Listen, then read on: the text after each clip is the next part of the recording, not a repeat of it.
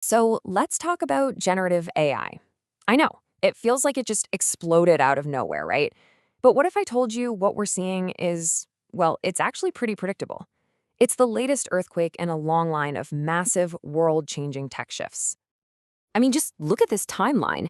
You start to see a pattern, don't you? It's like clockwork. Every 10, maybe 15 years, a brand new computing platform shows up and just turns everything upside down. It reshapes the entire tech industry and eventually the whole world. Think about it. Mainframes, then PCs, then the web, then smartphones. And yep, now we've got generative AI. We are living smack in the middle of the next one. So what actually happens during one of these huge shifts? What's it like on the inside for the companies building this stuff? And more importantly, what does it mean for the rest of us? All right, let's start with the inside story. What's happening in big tech? And honestly, the last few years have been a wild ride. It's this crazy mix of pure excitement and, frankly, sheer panic. And it's all led to this massive, multi-trillion-dollar bet. The fuel for this fire? It's a really powerful emotion. FOMO, the fear of missing out, the fear of being left behind. This quote from Sundar Pichai at Alphabet, it just says it all, doesn't it? In one of these platform shifts, playing it safe, that's seen as a death sentence. The only real option is to spend, and spend big. Because the thinking is, the risk of missing this wave completely is so much scarier than the risk of building too much too soon. And it's not just Google. Mark Zuckerberg at Meta is singing the exact same tune. The whole mindset is, okay, we got to build the infrastructure now, even if customers aren't banging down the door for it yet, because when that demand hits, we absolutely have to be ready. From their perspective, the worst thing that could possibly happen is they're just a couple of years too early. That's it. And when we say they're spending big, the scale is just, well, it's staggering. We're talking about CapEx, capital expenditure. That's the money they're pouring into physical stuff, like building these massive data centers. The forecast for just 4 of these tech giants in 2025 is around $400 billion. Let that sink in. To put that into perspective, that's more than the entire global telecom industry spends, combined. You think that's a big number? It gets crazier. Some estimates are putting the total price tag for building out all the data centers needed for this AI future at, wait for it, $3 trillion. Trillion, with a T. This isn't just a bet anymore. This is an all-in, go-for-broke, history-making gamble. Okay, so they're spending trillions of dollars. But here's the twist. After all that money, all that panic building, this deep sense of uncertainty is starting to creep in. Because if everyone is building pretty much the same kind of technology, who actually wins this thing? Where does all that value go in the end? And this is really fascinating. What we're seeing is that the core AI models from all the big players, well, they're getting really, really similar. I mean, their capabilities are almost identical. You've got OpenAI, Google, Anthropic. They're all neck and neck. The leader changes like every other week. And what does that tell you? It tells you that the basic technology is becoming a commodity. Everyone has it.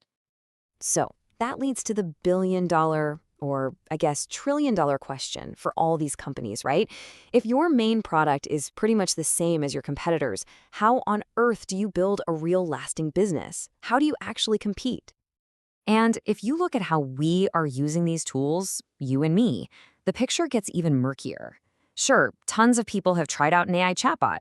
It's a novelty, but how many are using them every single day? Turns out it's a pretty small number, just around 15%. And that tells you everything. The market is still brand new.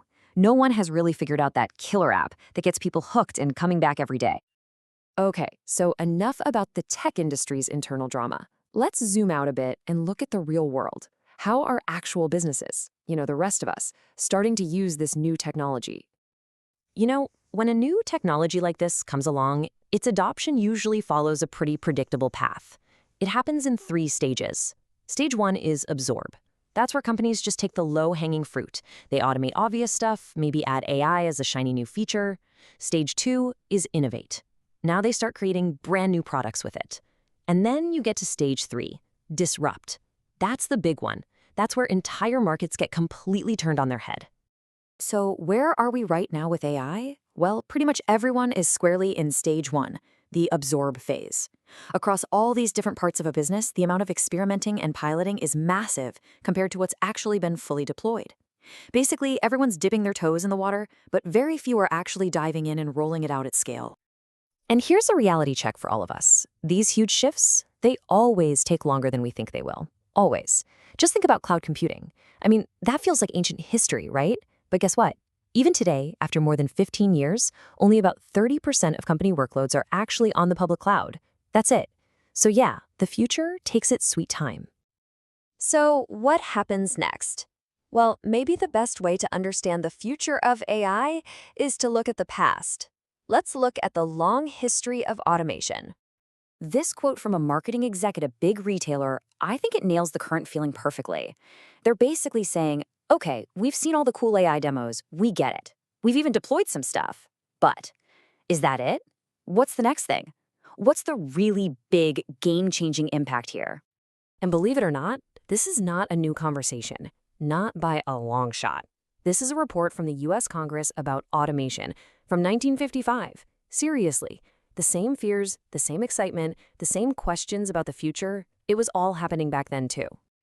Let me give you a perfect historical example of how this stuff plays out. Back in the 1940s, there were over 100,000 people in the US whose job was to be an elevator attendant. 100,000. Then, in 1950, the automatic elevator comes along.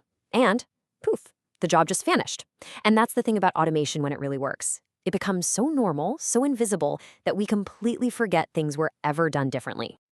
So how should we think about this new wave of AI? Here's a really powerful mental model. Think of it as having infinite interns. Seriously, imagine having a limitless supply of smart, capable interns who can instantly write that first draft, or summarize a huge document, or crunch some data for you. What would you do with that? What does that change? And really, that brings us to the biggest question of all. If AI gives every company, and maybe every single one of us, access to these infinite interns, what does that unlock? What parts of our economy, what jobs, what processes get completely unbundled and then rebuilt from scratch? What gets reimagined? I think the best way to wrap this up is with a quote from the computer scientist Larry Tesler all the way back in 1970. He said, "AI is whatever machines can't do yet." It's such a brilliant way to put it. This whole thing is a moving target. It's an ever-expanding frontier. And right now, we are living through the moment it takes its next giant leap forward.